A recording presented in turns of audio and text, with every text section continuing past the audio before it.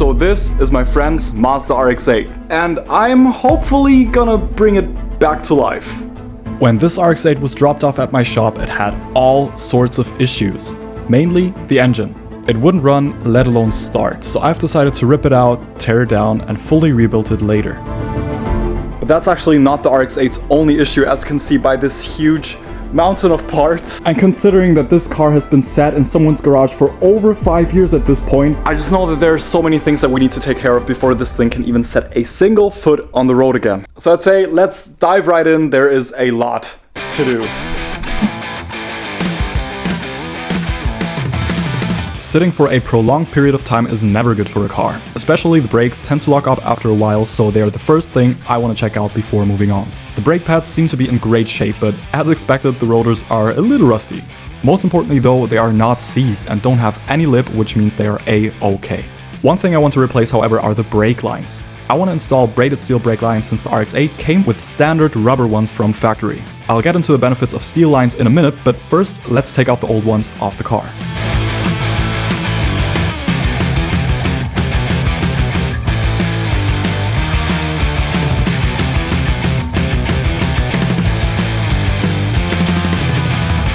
And just like that, we get some nice, responsive feeling brakes. One benefit of braided steel brake lines is that they don't need to be replaced as frequently as rubber lines. But the main reason why people like to go with steel lines over rubber lines is that they make your brake pedal feel much more responsive.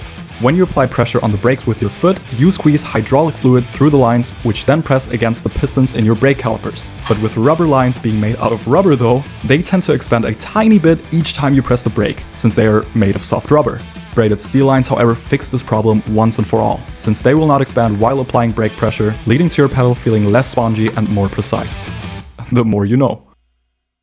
Okay, so all of the old brake lines are out of the car and the new braided steel brake lines are installed on all four wheels.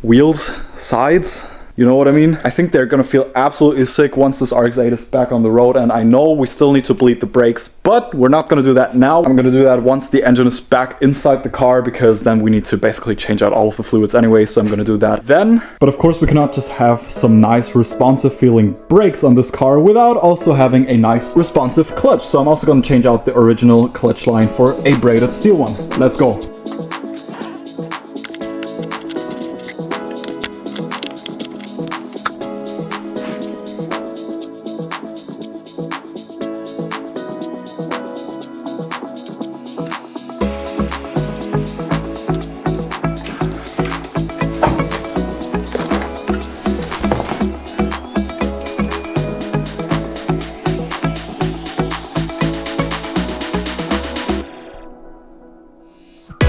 Okay, with the nice to haves out of the way, let's focus on some more critical issues this car has. The RX-8 has been sitting for 5 years, so naturally the gas in the tank has also been sitting for 5 years.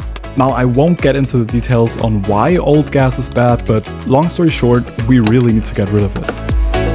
Oh my god, that smells absolutely rancid. I was actually thinking about putting the old gas of the RX-8 into my Honda, because honestly the old lady just drinks anything you put into it, but I think she's not even gonna drink that. Like, that's rancid as f.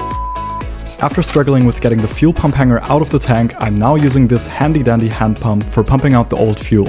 Ideally, you would simply jump a relay which runs the fuel pump all the time, disconnect the feed line and simply drain the tank that way, but I like doing it this way. And with our first full bucket, I can now dispose of this nasty old gas adequately. I really don't know if that's a good idea, but anyways. We're almost there, but the next step, cleaning the empty tank. There is a bunch of residue and dirt in there, so with all of the gas gone, I now got the chance to wipe it down from the inside before tackling the pump hanger. I want to change out the old fuel pump for an upgraded one. That way we are 100% on the safe side when it comes to adequate fuel supply, and most importantly, we're avoiding the risk of fuel pump failure of the original one. Stale gas can do all sorts of nasty stuff to your filters, fuel pump, and even your injectors. So if you're buying a car which has been sitting for a while, then do yourself a favor and replace sad parts as a preventative measure. Don't take the risk. Okay, the entire fuel system is taken care of. We got brand new braided steel brake lines in the front and in the rear, a braided steel clutch line as well, so the only major thing that's missing now is, well, as you can see, the engine. And I cannot wait to hear this thing once the engine is back in. It's gonna sound so good, but it will not sound as good as this segue to today's sponsor. Red Tiger. As one of the leading dashcam brands on the market, Red Tiger has decided to kindly sponsor this build with their F17 Elite dashcam kit. This thing is an absolute beast. It features 3-channel recording in 4K for the front, 1080p for the interior, and 2.5K for the rear. It does not only provide excellent picture quality during the day, but also during the night thanks to its full color night vision. Thanks to the F17's 24-hour parking monitoring system, you don't have to worry about anything happening to your car without you knowing about it. And the best part, you can transfer everything that has been recorded to the included 128GB micro SD card straight to your phone via Wi-Fi. The F17 has already moved into its new home, and if you want to get one of these powerhouses yourself, let me tell you, this thing comes with everything you need right out of the box. The main unit itself, which features a 3-inch screen and the main plus interior camera, the rear camera, and of course, everything you need for a seamless and quick install. Thanks once again to Red Tiger for sponsoring this dash cam for my friend's RX-8, but now let's move on with the build. Okay guys, we are almost there. The next thing I really want to do is prepare the RX-8 for its new engine, which would include cleaning this lovely engine bay, which I will sadly have to do by hand because I don't have a pressure washer here. And we're also going to put some goodies into this thing, but I'm going to show you these in a minute. First, let's clean this super nasty engine bay. Just look at this. Look at all of this.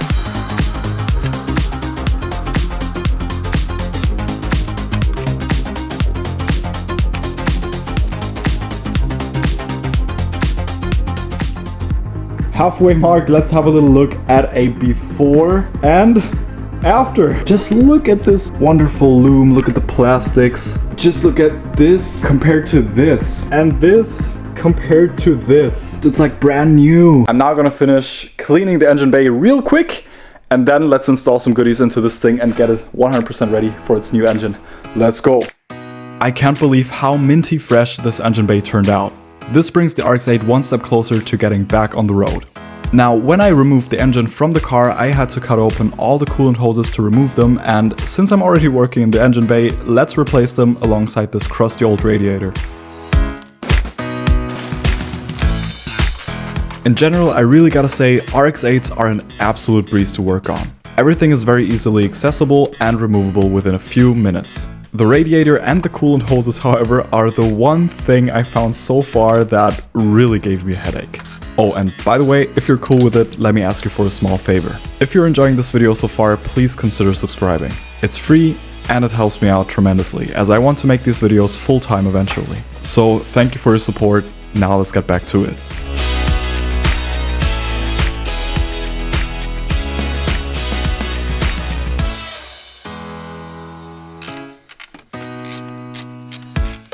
Okay, let's remove this crusty old radiator now. This thing is definitely past its golden days already, and when I removed the overflow tank, one of the hose nipples even broke off from the plastic end tanks, so yeah, this was definitely overdue. On RX-8s, in order to remove the radiator, you will need to remove the entire under tray as it slides out from the bottom of the car. After removing the under tray and all of the ducts, I now need to loosen the AC condenser, which is held in by 4 very rusty bolts, which of course snapped. When you do this, make sure your AC is completely empty, otherwise you will get a bunch of toxic gas and sometimes even contrast pigment all over your face. The O-rings of the AC lines are pretty flat already, so I'm gonna replace those while I'm at it. And with the old radiator removed, let's transfer some rubber grommets and brackets over from the old one to our shiny new one.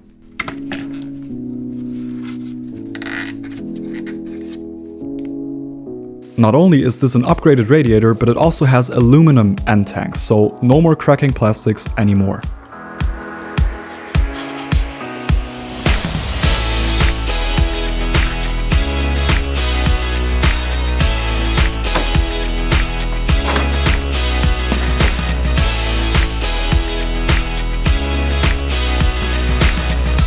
And just like that, mission accomplished. Now let's quickly install the AC condenser back onto the car and plug in all of the fan connectors, clips, and ground wires. There are a lot of them, so definitely take your time if you're doing this job yourself to not miss anything. Then the last few hoses can go back in, alongside the overflow tank for the coolant.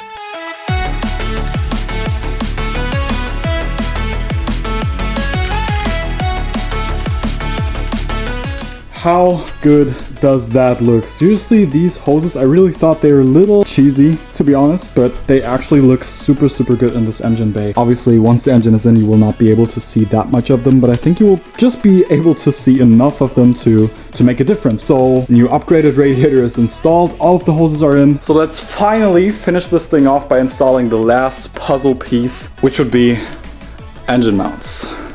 As you can already tell, whenever something needs replacing on this car, we're taking the chance to throw in some upgrades along with it. Same goes for the engine mounts.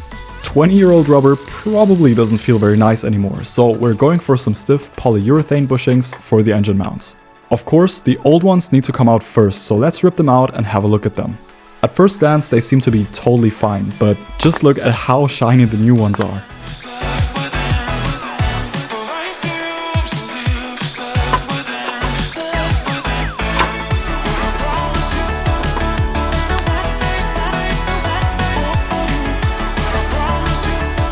Guys, and just like that, the RX-8 is now fully ready for its new engine. This was a very productive day, I think. We've got an entirely new fuel system, well, apart from the injectors, but I'm gonna clean those. We got braided steel brake lines in the front and in the back, plus, of course, a braided steel clutch line as well. These super nice looking sporty new hoses, and of course, a new radiator. And apart from cleaning up the engine bay, we also got some really nice polyurethane motor mounts on both sides. So now this RX-8 is truly 100% ready for its new engine. And by new engine, I mean really like actually brand new engine this time. If you've been a long-term viewer of the channel, you remember that on the RX-7, I've reused all of my irons and housings. On the previous RX-8 that I had at my shop, I also reused one rotor housing. But with this one, my buddy, who is the owner of this lovely RX-8, has decided to go all in, which you can see by this, well, not as big of a mountain of parts as it was in the beginning of the video. So there's definitely still a lot to come with this build. Stay tuned till the next one. Thank you so much for watching. Make sure to hit that like button and that subscribe button if you want to see more of those videos in the future. I'll see you